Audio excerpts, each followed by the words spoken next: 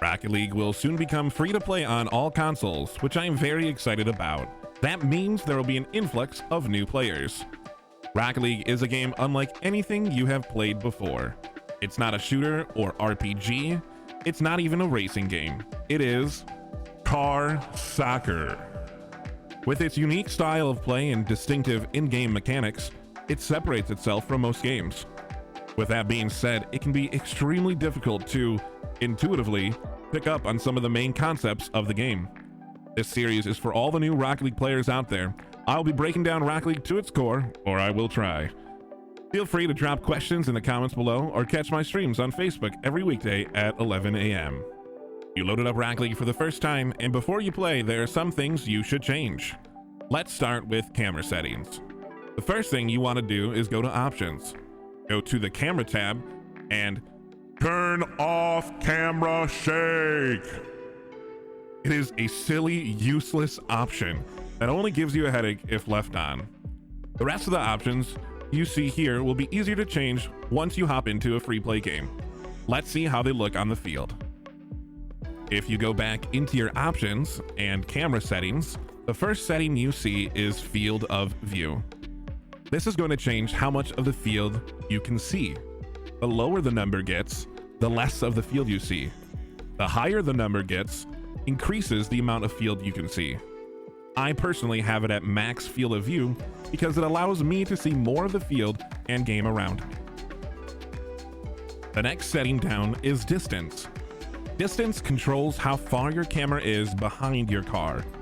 If it's super close, you barely see the back end of your car, which can be disorienting. On the flip side, when it's too far away, it can be difficult to accurately hit the ball. Having the settings somewhere in the middle is most comfortable for most people. Height controls the vertical positioning of the camera.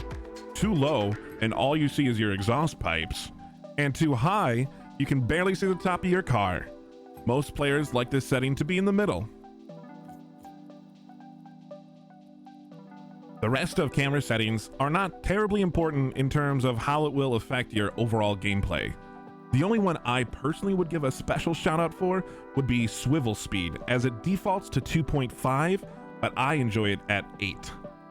All this does is make the camera move faster when tracking the ball.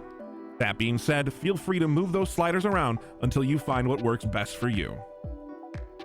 Just like camera settings, let's go to the main menu, Options, and then over to Controls. Right now, we will focus on changing your default bindings. Go ahead and click on View, Change Bindings, and here you will see the default settings. I am on PC, so you will see 2 sets of bindings, but if you're on console, you will see just your controller. The top 2 bindings you want to change will be Power Slide and Air Roll.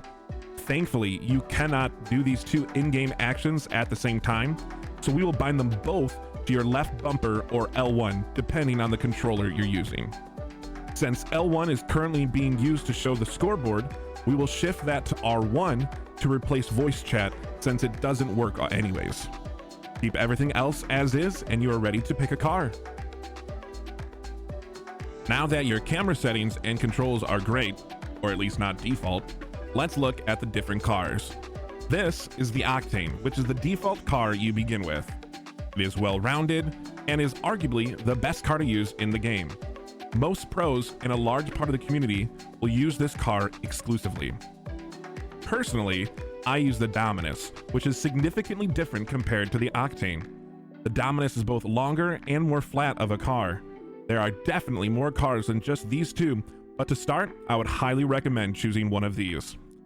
Spend some time playing around with both of them.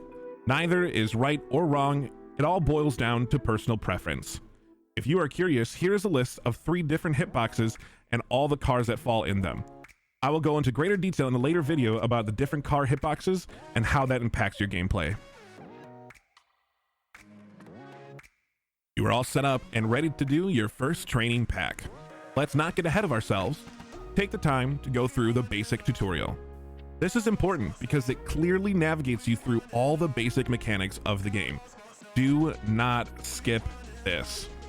Like I previously mentioned, this game is unique and unlike anything you have played before. You will thank yourself later for taking your time now. If this felt easy to you, go ahead and check out the Rookie Goalie Training Pack, which you can find in the Training tab. It's time for the super crazy, amazing, incredible, awesome, fun factor, tip, or random knowledge. The main unspoken rule of Rocket League is none other than Rule 1. Rule 1 is where the front end of your car locks in with the front end of your opponent's. When you get stuck in this position, you must stay there till a goal is scored or a teammate bumps you out of it. Some people have extended circumstances for this rule, but this is how I follow it.